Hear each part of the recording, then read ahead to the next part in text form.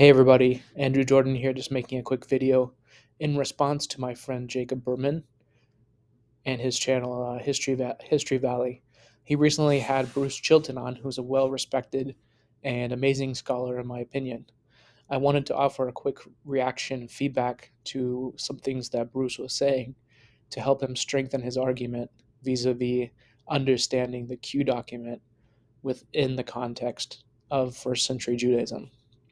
First, let me just say what I appreciated about Bruce's argument, that he takes the rabbinic literature seriously. And in my view, very well and succinctly states the notion that the rabbinic literature, as published in the Mishnah around 200 CE, predates the publication of the Mishnah by at least 100 years, if not much more.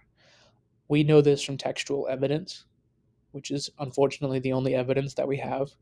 However, this is the case with many things from the first century CE. This is not abnormal to only have textual evidence for a particular assertion that is being made. And in the Mishnah and the Talmud itself, the composition and publication of the Mishnah is described as coming from the compilation of previous um, notebooks, we can say, which were sometimes called Mishnayot or Mishnah. For example, we know that Rabbi Akiva had a collection of notes from his own studies, which is called Rabbi Akiva's Mishnah, which became part of the official Mishnah that we have today.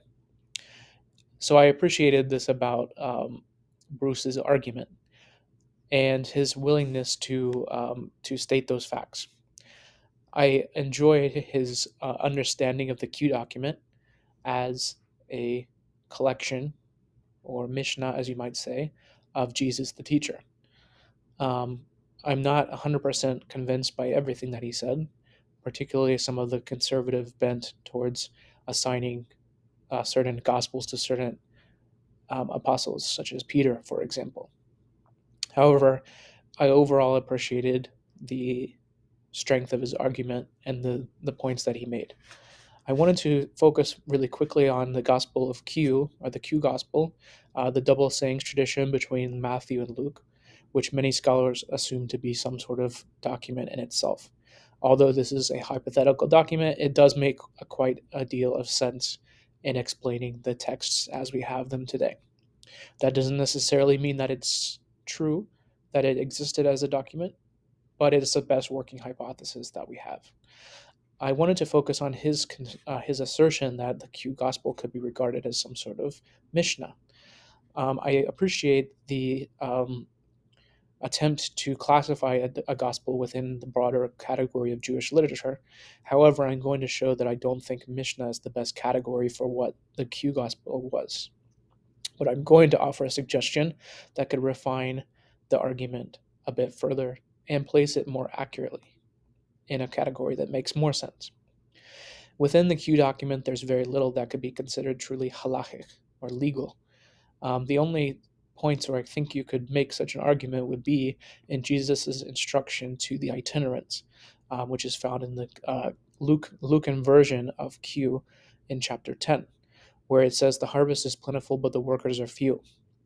That's the backdrop to the whole story. Then we get the instructions. Don't carry a bag, purse, sandals, or staff. Don't greet anyone on the road.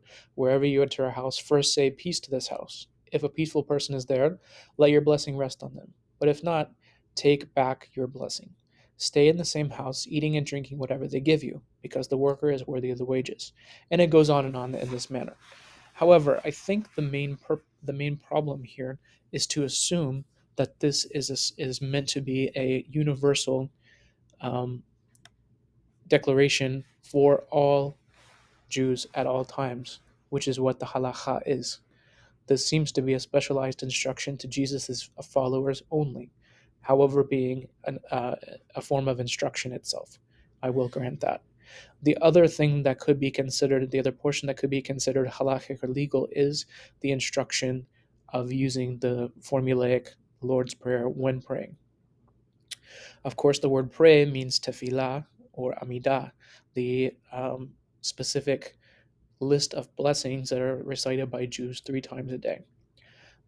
Scholarship assumes that some form of this existed before the publication of the Mishnah. However, based off textual evidence again, it seems that this was a list of criteria that needed to be included in prayers, whereas the words themselves were left to be extemporaneous due to the left to the individual creativity of the prayer leader themselves. So Jesus' instruction to use the words that he's provided here is not an instruction in the sense of one needs to pray these words particularly, but that the style and the way that he uses the way that he prays is what is meant to be emulated. I wanted to show a point by briefly reading 2 passages from the Mishnah. The first, which I have read before on this channel, is the first Mishnah, which is Mishnah Berachot, chapter 1, verse 1. And the Mishnah sounds like this. From when does one recite Shema in the evening? From the time when the priest entered to partake of the terumah until the end of the first watch. That's the statement of Rabbi Eliezer. The rabbis say until midnight. Rabban Gamliel says until dawn. They report an incident from Rabban Gamliel's sons who returned from a wedding hall. They said to him, "We did not recite Shema." He said to them, "If the dawn has not yet arrived, you are obligated to recite Shema." And it is not only with regard to the halacha of the recitation of Shema, but rather whenever the sages say until midnight, the mitzvah may be performed until dawn. And it goes down a little further and it tells us why that is. But you get the flavor of the Mishnah. To me, the Q document does not read like a Mishnah. I do not see a universal legal application of Jesus' teaching to all Jews. I see this as specific instructions to his itinerant followers who are meant to go and heal and proclaim the kingdom of God, perhaps. There's some debate about the specifics of that. But from my point of view, that seems to be the point of that.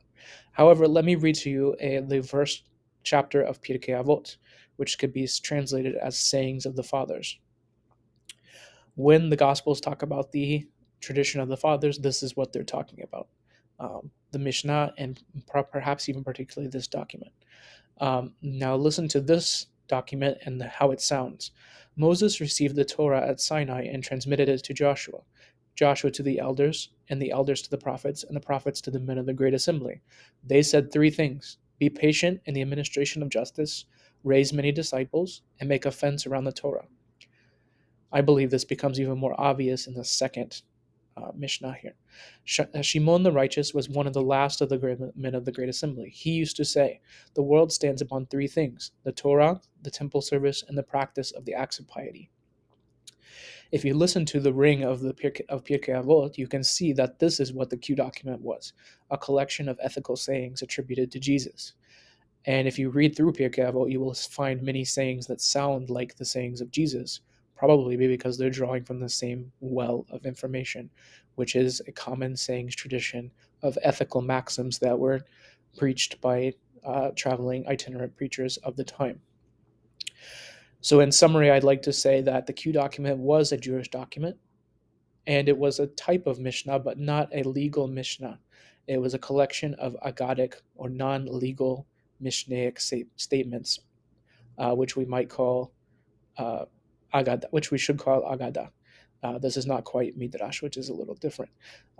So the overall thrust of the argument was very convincing, and I wanted to offer that brief commentary to further sharpen the point and say with confidence that the Q document was a Jewish source and it was a type of document like Pirkei Avot.